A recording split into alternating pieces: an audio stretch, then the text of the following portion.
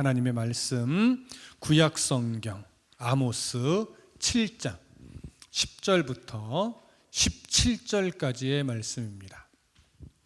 구약 성경 아모스 7장 10절부터 17절까지 저와 함께 교독하겠습니다. 제가 먼저 10절을 읽겠습니다. 때에 베델의 제사장 아마샤가 이스라엘의 왕 여로보암에게 보내어 이르되 이스라엘 족속 중에 아모스가 왕을 모반하나니 그 모든 말을 이 땅이 견딜 수 없나이다.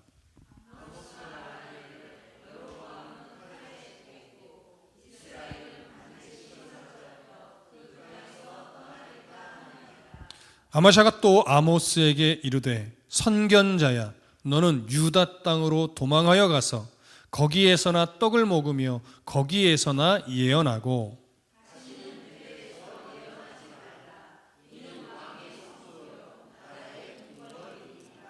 아모스가 아마샤에게 대답하여 이르되 나는 선지자가 아니며 선지자의 아들도 아니라 나는 목자요 뽕나무를 재배하는 자로서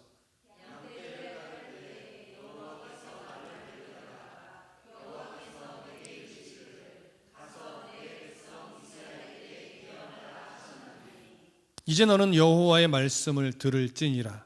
네가 이르기를 이스라엘에 대하여 예언하지 말며 이삭의 집을 향하여 경고하지 말라 하므로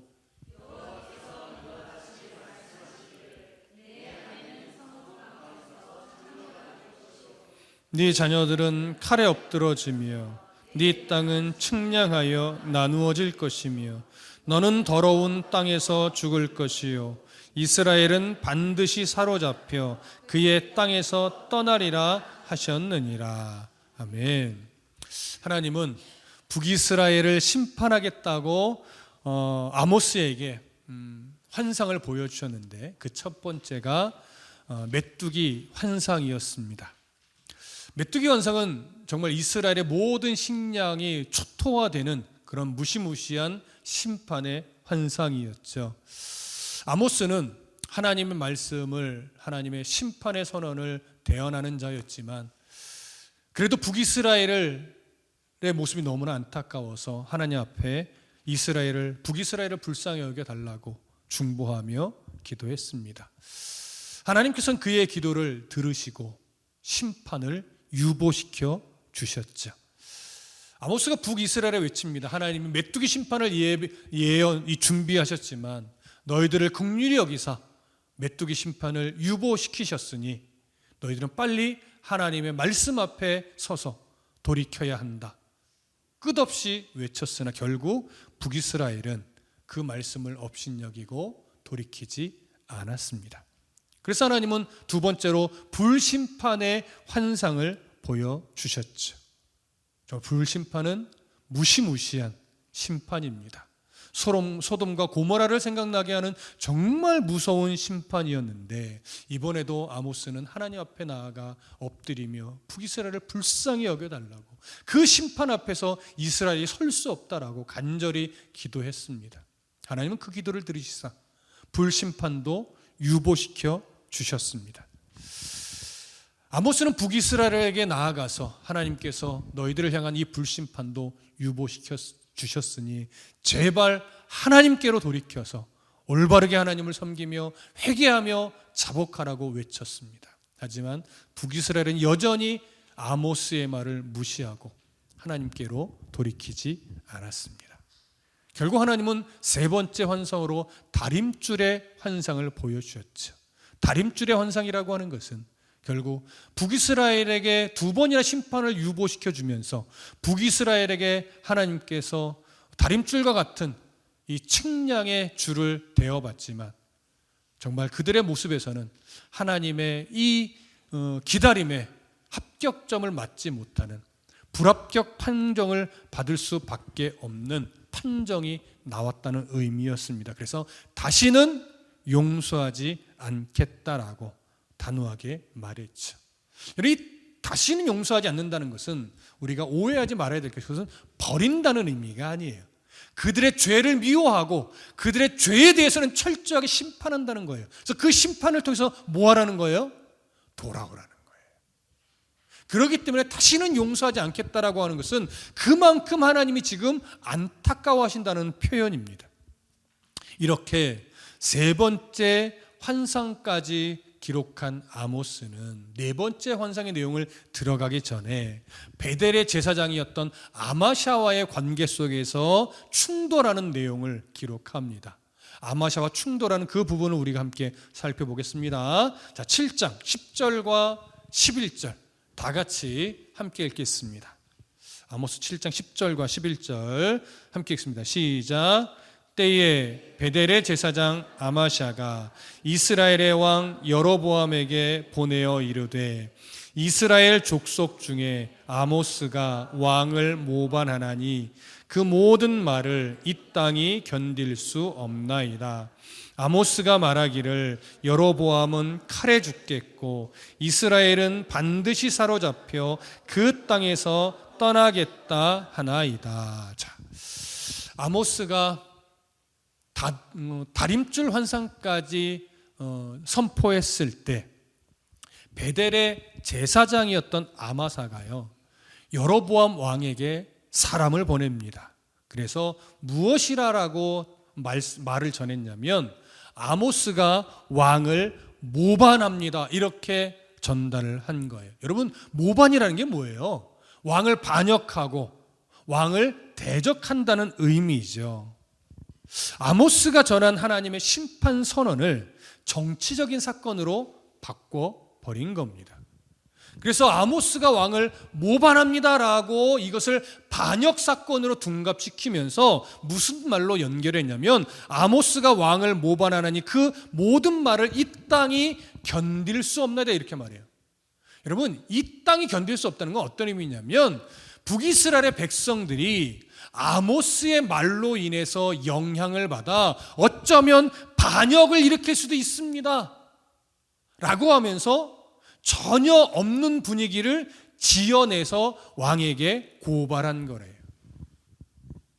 자, 그런데 이렇게 왕을 모반합니다 라고 하는 이 표현은요, 사실 어떻게 보면 아모스 한 사람이잖아요. 주변에 동조하는 사람이 거의 없어요. 그럼에도 불구하고 이 말은 여로보암 왕을 굉장히 긴장하게 만듭니다. 무시해도 될 만한 일인데 객관적으로 보면 아모스의 말에 그 누구도 반응하지 않고 있기 때문에 사실은 무시해도 될 만한 모습이거든요. 그런데 여로보암 왕은 그 말을 무시할 수 없었어요. 왜일까요? 북이스라엘의 역사는요, 하나의 왕조가 계속 이어져 내려온 왕조가 아니에요. 중간중간 2대 3대를 넘어서지 못하고 다 반역을 통해 죽임을 당하고 왕조가 바뀌면서 지금까지 간신히 이어온 왕조예요. 이후 역사에도요, 북이스라엘은 계속 모반으로 반역으로 왕조가 바뀌어갔어요. 남유다는 계속 다윗의 왕조가 이어져 가지요. 그렇기 때문에 북이스라엘 왕들은요, 반역, 모반 이런 것에 굉장히 민감합니다. 어쩌면 이것을 이 베델의 제사장 아마샤가 노렸는지도 모르겠습니다. 그래서 아마샤는 그런 분위기를 더 극대화시키기 위해서 아모스가 말하기를 여로보암은 칼에 죽겠고 이스라엘은 반드시 사로잡혀 그 땅에서 떠나겠다 하나이다, 분위기를 더 고조시키죠. 사실 이 말은요, 9절에서 이렇게 아모스가 말했어요. 이삭의 산당들이 황폐화되며 이스라엘의 성소들이 파괴될 것이라. 내가 일어나 칼로 여로보암의 집을 치리라. 이게 하나님의 심판 선언이에요. 단순하게 여로보암 왕을 죽이겠다는 것이 아니고 북이스라엘 전체가 이렇게 하나님 앞에 심판을 받을 것이다, 이걸 전한 건데, 지금 이 말을 아마샤는 왜곡시켜서 아모스가 반역하여 왕을 죽이겠다고 말했다고 이렇게 지금 바꿔버린 거예요. 그러니까 이게 반역이 돼버리는 거죠. 자, 이렇게 하나님의 심판 선언을 반역의 선언으로 뒤바꿔 버리면서 여로보암 왕에게 고발을 했으니 여로보암 왕은 그 소식을 듣자마자 분노의 마음으로 치달았을 겁니다. 그렇다면 여기서 우리가 한 가지 생각해 볼 게 있어요. 아마샤가 베델의 제사장이잖아요. 근데 제사장이나 되는 사람이 왜 아모스가 전하는 하나님의 이 심판 선언을 이게 하나님의 말씀인가 아닌가에 대한 고민도 안 해보고 하나님의 음성으로 전혀 들을 생각을 안 하고 이렇게 반역으로만 몰아간 것일까? 하나님의 심판 선언을 어떻게 이렇게 정치적인 사건으로 뒤바꿔 버린 것일까? 우리 그 이유를 조금 생각해 보실 필요가 있어요. 성경을 좀 찾을게요. 열왕기상 12장으로 가봅니다. 구약 성경 앞으로 조금 많이 오셔서 열왕기상 12장으로 가볼게요. 열왕기상 12장 25절부터 27절까지. 열왕기상 12장 25절부터 27절. 찾으셨으면 우리 함께 읽겠습니다. 25절부터 27절 시작. 여로보암이 에브라임 산지에 세겜을 건축하고 거기서 살며 또 거기서 나가서 분우엘을 건축하고 그의 마음에 스스로 이르기를 나라가 이제 다윗의 집으로 돌아가리로다. 만일 이 백성이 예루살렘에 있는 여호와의 성전에 제사를 드리고자 하여 올라가면 이 백성의 마음이 유다 왕 된 그들의 주 르호보암으로에게로 돌아가서 나를 죽이고 유다의 왕 르호보암에게로 돌아가리로다 하고. 자, 이 말은요 어떤 의미냐면 이스라엘이 남과 북으로 막 갈라졌을 때, 그래서 북이스라엘은 여로보암 왕이 초대 왕이 되고 남유다는 솔로몬의 아들 르호보암이 왕이 되어 나라가 분열됐을 때 북이스라엘의 왕이 된 여로보암이 이제 고민을 하게 된 거예요. 만일 북이스라엘의 백성들이 절기를 지키고자 남유다 지경에 있는 예루살렘 성전으로 내려가서 절기를 지키고 제사를 드리게 되다 보면 남유다의 왕인 르호보암에게 마음을 뺏겨서 백성들이 혹여나 나를 죽이고 이 북이스라엘을 남유다의 왕 르호보암에게 바치면 어떻게 하지? 이런 걱정과 두려움이 생겨난 거예요. 이 두려움을 극복하기 위해서 여로보암 왕이 어떻게 조치했을까요? 그 부분을 좀 볼까요? 다시 이어서 열왕기상 12장 28절부터 33절까지 보겠습니다. 28절부터 33절 함께 읽습니다. 시작. 이에 계획하고 두 금송아지를 만들고 무리에게 말하기를 너희가 다시는 예루살렘에 올라갈 것이 없도다. 이스라엘아, 이는 너희를 애굽 땅에서 인도하여 올린 너희의 신들이라 하고 하나는 베델에 두고 하나는 단에 둔지라. 이 일이 죄가 되었으니 이는 백성들이 단까지 가서 그 하나에게 경배함이었더라.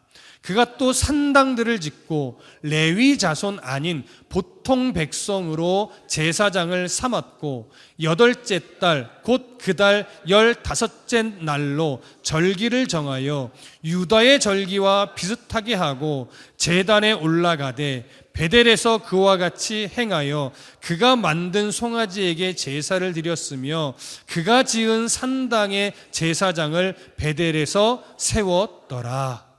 자, 이게 무슨 말입니까? 어떻게 하면 북이스라엘 백성들이 남유다의 지경에 있는 예루살렘 성전으로 가게 하지 않을까? 이 고민을 하던 여로보암은요 어떻게 조치했냐면 금송아지 2마리를 만들어요. 그리고 하나는 북쪽의 단에, 하나는 그 아래쪽에 있는 베델에 성소를 만들고 그 금송아지를 둡니다. 그 다음에 백성들에게 외쳐요. 여기 세워진 이 금송아지가 바로 너희들을 애굽에서 인도하여 올린 여호와 하나님이다. 그러니 굳이 남유다에 있는 예루살렘까지 내려가서 하나님 앞에 제사할 필요가 없이 여기 단에 그리고 베델에 세워진 금송아지 앞에서 하나님께 제사를 드려도 하나님 받으시니 이제 불편하게 내려가지 않아도 된다. 이렇게 선포를 해버린 거예요. 그리고 산당들을 여러 만들어 놓고 제사장을 세웠는데, 여러분, 제사장은 아무나 세울 수 없지요. 오직 누구만 제사장이 될 수 있습니까? 레위 지파 중에 아론의 후손들만 제사장이 될 수가 있어요. 이것이 율법에 명시되어 있는 것이고 이게 하나님의 뜻이었어요. 그런데 여로보암 왕이 자기 뜻대로 일반 사람을 그냥 제사장으로 세워버린 거예요. 그리고 나서 33절에 보면 이스라엘 자손을 위하여 절기로 정하고 베델에 쌓은 제단에 올라가서 분향했다라고 말하는데, 32절 끄트머리에 그가 지은 산당의 제사장을 베델에 뭐 했대요? 세웠대요. 그 산당의 제사장은 제사장으로 세움 받았지만 하나님이 세운 자가 아니라 여로보암 왕이 일반 백성으로 그냥 세운, 하나님이 인정하지 않는 잘못된 제사장이죠. 그 사람이, 그런 일반 사람이 베델의 제사장 역할까지 같이 하게 된 거예요. 그러니 보십시오. 지금 오늘 아모스 선지자를 대적하고 있는 베델의 제사장은 하나님이 세운 제사장일까요? 북이스라엘의 왕이 세운 제사장일까요? 북이스라엘의 왕이 세운 제사장이죠. 제사장의 자격이 있는 자일까요? 아니죠. 아론의 후손이 아니라 일반 백성으로서 하나님이 세운 제사장이 아닙니다. 그러니 그냥 우상의 제사장이라고 말해도 별반 다르지 않아요. 또한 금송아지는 절대 하나님이 될 수 없지요. 그럼에도 금송아지를 만들어 하나님이라고 선언한 이유는 뭐예요? 사람들의 종교심은요, 보이지 않는 신을 섬기고 싶어 하지 않아요. 보이는 신을 섬기고 싶어 해요. 왜일까요? 내 정성을 좀 봐달라는 거예요. 내가 이렇게 정성을 다해 제사를 드릴 테니 내 정성을 좀 보시고 어떻게 해달라는 거예요? 내 기도를 들어달라는 거예요. 이게 이방인들의 제사 모습이에요. 그 종교심을 알고 있었던 여로보암이 북이스라엘 백성들 앞에 보이는 신을 만들어주고 자기 마음대로 이게 여호와 하나님이라고 외쳐버린 거예요. 그럼 분별력 있는 사람이라면 그것이 틀렸음을 알고 그대로 따르면 안 되잖아요. 그래서 하나님이 세운 제사장들은요, 다 남쪽으로 가버렸어요. 근데 백성들은 안 갔어요. 거의 대부분 남아서 굳이 이제 예루살렘까지 안 가도 되겠구나 하면서 감사합니다 하고, 가까운 지경, 베델에 가까운 사람은 베델로, 북쪽 단에 가까운 사람은 단으로 가서 금송아지 앞에서 화려하게 세련되게 멋지게 제사를 드렸어요. 자, 하나님 받으신 제사일까요? 아니죠. 그러면 그렇게 베델과 단에 세워진 제사장은 하나님 앞에서 제사를 인도했을까요? 아니죠. 왕의 눈에 좋은 모습으로, 백성들의 눈에 좋은 모습으로 최대한 화려하게, 최대한 어떤 종교심을 자극하는 모습으로 제사를 인도했을 겁니다. 그리고 그렇게 종교심이 자극되니까 북이스라엘 백성들은 만족스럽게 제사를 여겼을 거예요. 여러분, 제가 오전에 말씀드렸죠. 하나님 앞에 드리는 이 예배는 내가 행복하기 위해서 드리는 예배가 아니라고요. 우리가 드리는 예배는요, 하나님을 기쁘시게 하는 예배가 되어야 해요. 하나님이 기뻐하시는 게 느껴질 때 나도 기뻐지는 것이지 내가 기쁘기 위해서 예배하는 게 아니라고요. 지금 북이스라엘의 베델과 단에서 드려진 예배는 백성이 즐겁기 위한 예배였어요. 백성의 종교심만 자극되는 예배였어요. 백성들의 종교심을 자극하고 왕을 기쁘게 하기 위해서 제사를 디자인하고 구성해서 인도한 것이 그 베델과 단의 제사장들의 모습이었어요. 그들에게 있어서 하나님은 없단 말이죠. 그래서 절기도요, 남유다에 하나님이 정해주신 절기와 비슷한 날로 바꾸어서 정했어요. 그렇게 하나씩 하나씩 왜곡시켜 버린 거죠. 그러니 여러분, 이 아마샤가 지금 아모스를 대적하여 하나님의 심판 선언을 귀담아 듣지 않은 이유가 결국 뭐겠습니까? 아마샤는, 베델의 제사장 아마샤는요, 하나님의 말씀을 분별하게 들을 줄 아는 귀가 있는 사람이 없는 사람이에요. 아예 없는 사람이에요. 그러니 들을 수가 없지요. 하나님이 세운 자가 아니니 하나님의 음성을 들을 수가 없지요. 그러니 베델의 제사장에 있어서 하나님의 뜻은 중요해요, 중요하지 않아요? 중요하지 않아요. 그 베델의 제사장에게 있어서 중요한 건 오직 왕의 마음을 즐겁게 하는 거예요. 그리고 백성들의 마음을 즐겁게 하는 거예요. 그래서 자기의 기득권을 계속 유지하는 거예요. 왕을 통해 이 권력을 지켜내는 거예요. 그것이 가장 중요해요. 그러니 하나님과 상관없이 사람의 눈에만 좋은 제사를 드리려고 하는 거죠. 여러분, 이 메시지가 사실은 오늘 우리 모두에게도 중요하지만 특히 목회자에게, 사역자에게 중요한 메시지입니다. 오늘날의 목회자는, 특히 담임 목회를 하고 있는 저 같은 사람에게는요, 현대판 아마샤가 되면 안 된다라고는 아주 경고적 메시지로 주어지는 거예요. 여러분, 늘 말씀드리지만 설교는 여러분들 귀에 즐거운 말을 여러분들 귀를 즐겁게 하기 위해서 하는 게 아닙니다. 여러분들 귀에 즐거울 수도 있고 불편할 수도 있겠지만 하나님께서 말씀을 통해 우리에게 주고자 하는 내용을 그대로 전달하는 것이 설교자의 본분이에요. 설교의 목표가 어떻게 하면 설교를 감동 주어서 헌금을 많이 내게 할까? 여기 있는 게 아니란 말이에요. 어떻게 하면 성도들의 가슴에 불을 붙여서 헌신하게 할까? 어떻게 하면 은혜를 끼치고 감동을 줘서 목회자를 잘 대접하게 할까? 이런 데 있는 게 아니라고요. 그런 식의 목표가 돼버리면 이게 현대판 아마샤가 되는 거예요.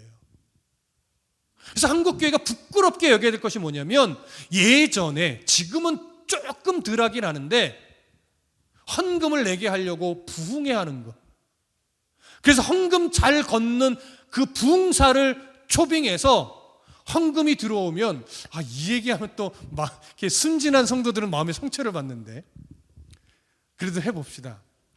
이게요, 한참 부흥회가 우리나라에 뜨거울 때요, 그 교회 목회자와 부흥사 간에 거래가 있어요. 당신이 얼마 이상 헌금을 거두어 주면 내가 몇 프로를 드리리이다.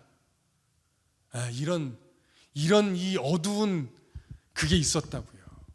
어릴 땐 저도 몰랐죠.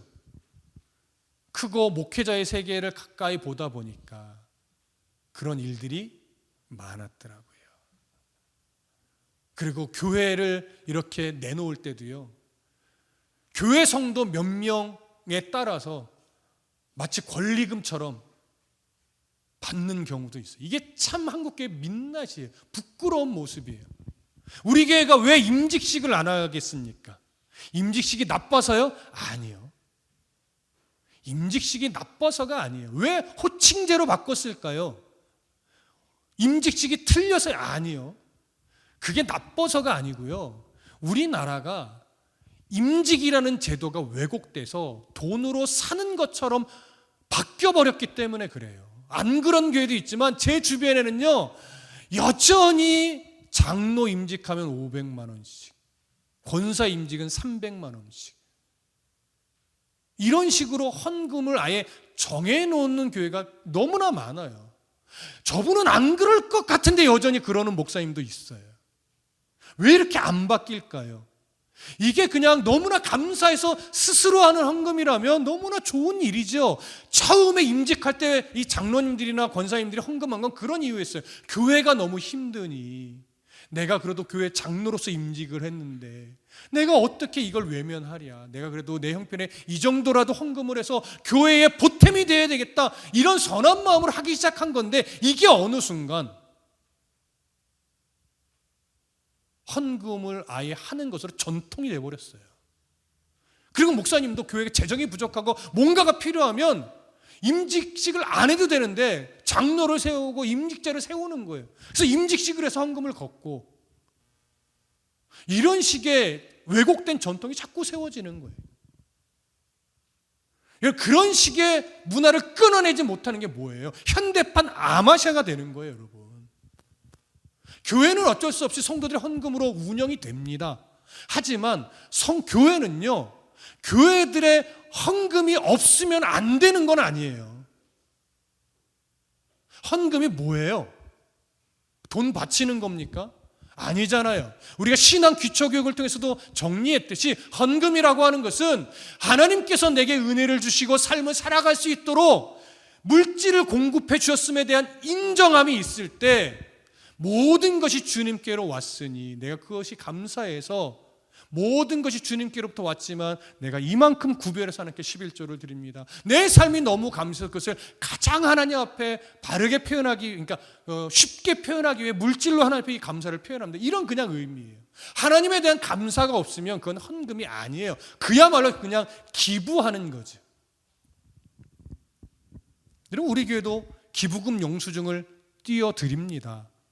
하지만 늘 강조하는 것은 세상의 법을 따라서 여러분들에게 유익이 되니 기부금 영수증이란 명목으로 띄워드리기는 하나, 여러분들의 태도는 내가 교회에 기부했다라고 하는 마음으로 기부금 영수증을 띄워가시면 안 돼요. 왜? 여러분들은 하나님 앞에 모든 것에 감사해서 헌금을 드린 거지 기부한 것이 아니기 때문입니다. 그래서 얼마든지 기꺼이 기부금 영수증을 띄워드릴 수 있으나 여러분, 그것을 띄어갈 때 항상 마음으로 나는 교회에 기부한 것은 아니다라고 하는 것을 절대 잊으시면 안 됩니다. 그리고 때로는요, 이런 용기도 필요해요. 기부금 영수증을 받음으로 내게 물질의 이익이 어느 정도 되겠지만 난 기부한 것이 아니니 그 물질 포기하고 기부금 영수증을 안 받겠다. 이런 용기도 때로는 필요해요. 어떤 거든 상관없습니다. 이상한 시선으로 보지 않아요. 중요한 건 뭐예요? 하나님 앞에 정말 올바른 마음과 중심으로 드린 예물이냐, 이걸 놓치지 않는 거죠. 그러니까 그런 것들을 하나하나 정리하고 바르게 세워놓지 않으면 교회의 목회자는요, 현대판 아마샤가 언제든 될 수 있는 거예요. 우리들도 마찬가지예요. 성도들의 시선도 현대판 아마샤처럼 내 이기적인 시선으로 신앙생활 하려고 하는 그런 마음들을 빨리 고쳐 나가야 하는 겁니다. 무슨 말씀인지 이해되시죠? 다시 성경으로 돌아갑니다. 12절 13절 함께 보겠습니다. 아모스 7장 12절 13절 함께 읽습니다. 시작. 아마샤가 또 아모스에게 이르되 선견자야, 너는 유다 땅으로 도망하여 가서 거기에서나 떡을 먹으며 거기에서나 예언하고 다시는 베델에서 예언하지 말라. 이는 왕의 성소요 나라의 궁궐임이니라. 저기 보니까 여로보암 왕에게 아모스를 고발한 아마샤가요, 이제 아모스를 직접 대면한 것 같아요. 여로보암 왕이 명령해서 만난 것인지 자기 스스로 만난 것인지는 알 수 없으나 아모스를 대면한 아마샤가 이렇게 말합니다. 선견자야, 너는 유다 땅으로 도망하여 가서 거기에서나 떡을 먹으며 거기에서나 예언하라. 아모스를 조롱하는 거예요. 너 목숨 부지하고 싶으면 빨리 유다 땅으로 도망가서 거기서나 예언해. 너 여기 조금 더 있다가는 죽는다. 이런 식으로 조롱한 거예요. 그리고 이렇게 말하죠. 또 거기에서나 떡을 먹으며 거기에서나 예언하고 다시는 베델에서 예언하지 말라. 이건 어떤 의미냐면 너 그런 식으로 예언하면 밥도 못 얻어 먹어. 그러니 베델에서는, 이 땅에서는 그런 식으로 예언하지 마. 너 먹고 살려면 그냥 유다 땅으로나 가서 그렇게 예언해. 그러면 먹고는 살 수 있을 거야. 다시는 베델에서 예언할 생각하지 마. 이런 식으로 조롱하며 말을 전한 겁니다. 그래서 마지막에 이런 말을 덧붙이죠. 이는 왕의 성소요 나라의 궁궐임이니라. 이게 베델의 성소를 두고 하는 말이에요. 베델의 성소를 뭐라고 말해요? 왕의 성소래요. 베델의 성소를 일컬어 나라의 궁궐이래요.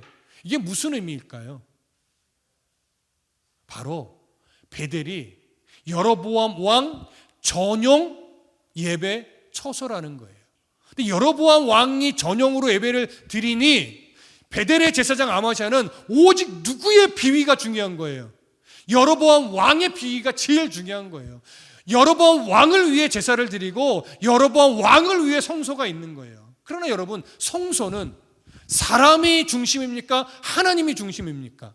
하나님이 중심이죠. 여러분, 다드림교회 이 예배당이 이렇게 예쁘게 잘 인테리어가 됐어도 하나님이 이 자리에 임재하지 않고 하나님이 이 예배의 주인이 되어주지 않으면 이 공간은 예배당이 아니라 그냥 모임 자리일 뿐이에요. 아무 의미가 없다고요. 여러분, 이 예배당 이태의 목사를 위해 있을까요? 물론 저도 흐뭇해요. 여러분들과 땀 흘려 먼지 쓰며 이 페인트 칠하며 함께 만들어진 이 공간이 너무나 소중하지만, 함께 만들어간 이 공간이 소중한 이유는 하나님을 함께 예배하는 공간이기 때문이지 우리가 함께 해서 좋은 거 아니에요.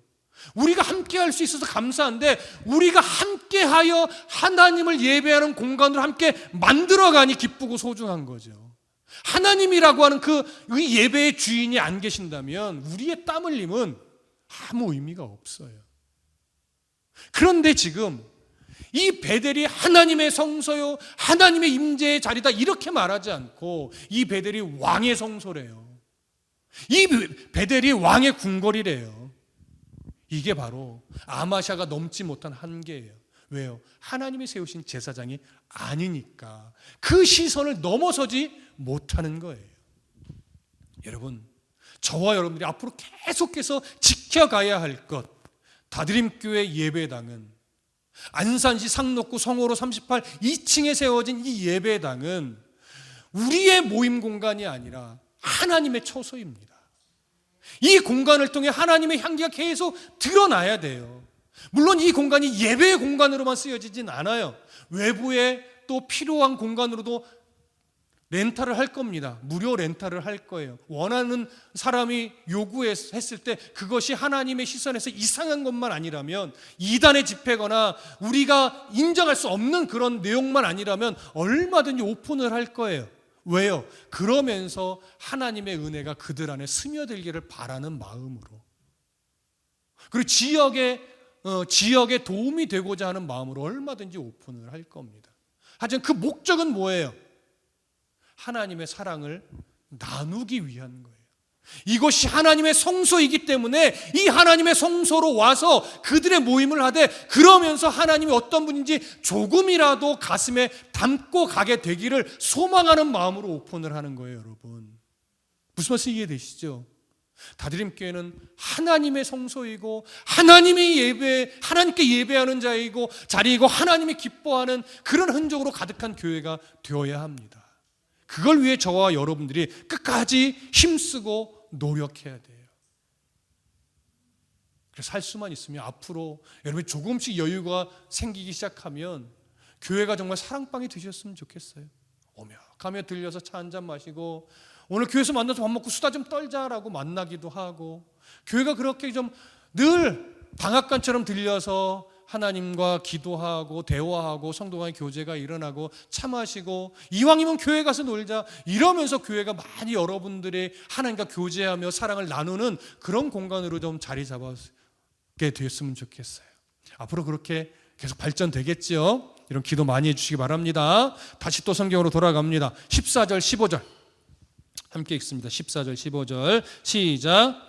아모스가 아마샤에게 대답하여 이르되 나는 선지자가 아니며 선지자의 아들도 아니라 나는 목자요 뽕나무를 재배하는 자로서 양떼를 따를 때에 여호와께서 나를 데려다가 여호와께서 내게 이르시기를 가서 내 백성 이스라엘에게 예언하라 하셨나니. 여러분, 이게 무슨 의미겠습니까?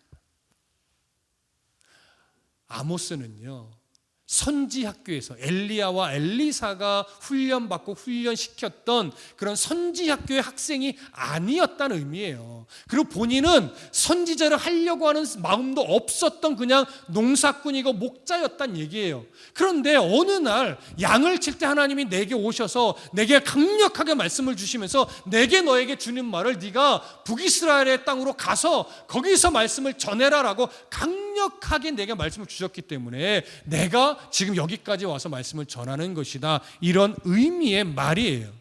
왜 아모스가 아마샤에게 이런 말을 한 것일까요? 네가 나에게 감히 베델에서 예언하지 말라 명령했지만 나는 네 말을 들을 수 없어. 왜냐?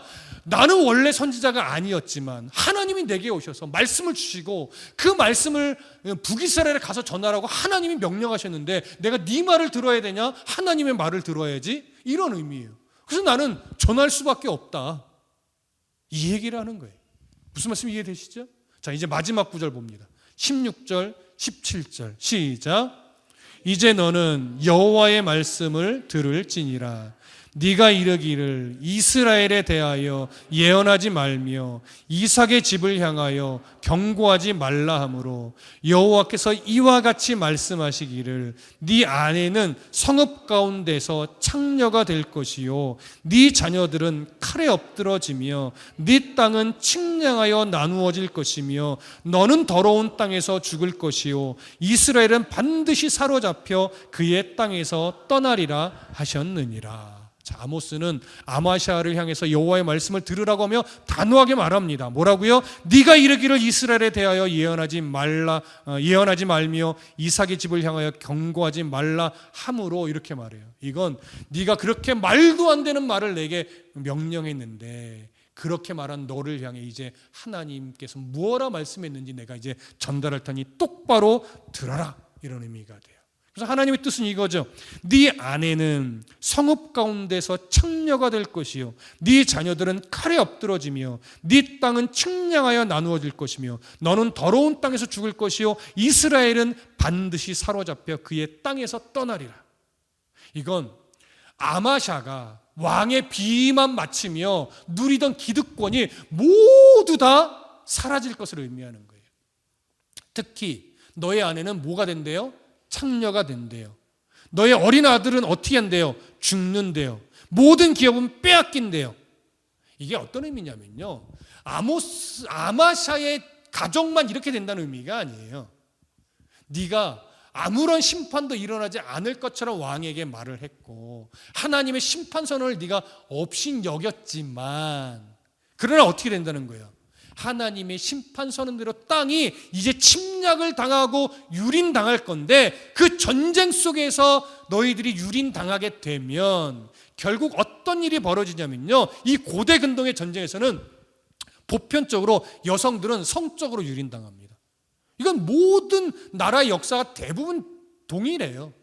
전쟁이 일어나면 여자들은 성적으로 유린당하고 아이들은 죽어요. 모든 기업은 빼앗겨요. 그리고 성인들은 다 다른 나라로 끌려가서 노예가 됩니다. 그리고 권력에 기대어 누리던 자들의 모든 기득권들은 다 사라집니다. 허무하게. 그리고 이방 땅으로 끌려가서 노예로 살다가 그 땅에서 비참한 죽음을 맞이하게 되는 것이 고대 근동 보편적인 전쟁으로 인한 결과예요. 그렇게 하나님의 심판 선언대로 된다는 거예요. 그러니 아마샤처럼 하나님의 말씀을 왜곡시켜 사람의 귀에 듣기 좋은 소리만 하면 이건 모두 죽는 것과 똑같은 거예요. 왜? 영적으로 하나님과 멀어지게 만드니 모두 다 죽자는 것과 똑같은 거죠. 여러분, 저도 얼마든지 여러분에게 설교를 통해서 잘 될 거라고, 나쁜 일 안 일어날 거라고 만 얘기할 수도 있겠죠. 그럼 위로는 될 수 있겠죠. 하지만 그리스도인의 삶이 항상 좋은 일만 일어나지 않잖아요. 그리스도인이라고 해서 병에 안 걸리는 것 아니고, 그리스도인이라고 해서 사업에 실패하지 않는 것 아니고, 하나님을 열심히 예배한다고 해서 꼭 좋은 일만 일어나는 게 아니란 말이에요. 우리는 너무나 잘 알고 있어요. 그럼에도 불구하고 우리가 이렇게 예배하는 이유는 그 모든 상황이 결국 우리를 성장시키고 우리로 하여금 하나님을 알게 만들고, 하나님을 바르게 알게 되면 하나님 나라를 소망하니까 어떤 상황에도 감사를 잃지 않고 하나님의 자녀답게 살아갈 수 있게 되기 때문에 우리는 하나님의 말씀을 바르게 전하고 바르게 배우는 일에 힘을 쓰는 겁니다. 그래서 오늘 말씀을 정리하면서 제가 여러분들에게 꼭 부탁하고 싶은 것은, 어쩔 수 없이 교회는 말씀을 가르치는 자의 역할이 그래서 참 중요합니다. 전부는 아니지만 너무나 중요해요. 그래서 저와 또 우리 안영재 전도사님, 또 또 김혜선 전도사님, 이렇게 교회 사역자들이 하나님의 말씀 앞에서 늘 정직하게 반응하는 사역자가 되게 해달라고 늘 기도해 주셔야 돼요. 하나님의 말씀을 읽고 말씀을 읽을 때 항상 도전을 받고 은혜를 받을 수 있어야 돼요. 그렇게 하나님의 말씀 앞에서 늘 사역자들이 먼저 은혜를 받고 도전을 받아야 그것을 여러분들에게 바르게 전달할 수 있다고요. 그래서 제발 하나님의 말씀 앞에 무디어지지 않도록, 특히 사역자들이, 말씀을 가르치는 위치에 있는 자들이 하나님의 말씀 앞에서 무디어지지 않도록 기도해 주십시오. 그리고 하나님의 말씀을 이용하려 덤벼드는 그런 목회자로 변하지 않도록 꼭 기도해 주십시오. 목회자는 하나님의 말씀을 이용하는 자가 아니라 하나님의 말씀을 그대로 전달하기 위해 지혜를 발휘하는 자이지, 하나님의 말씀을 이용하여 성도들에게 무엇인가를 빼먹으려고 하는 그런 식의 사기꾼이, 종교 사기꾼이 절대 돼서는 안 됩니다.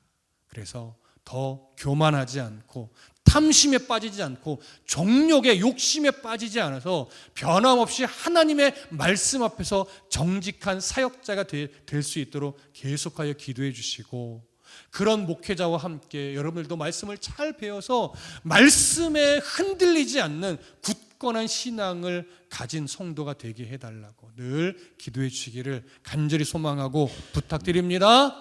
기도하겠습니다.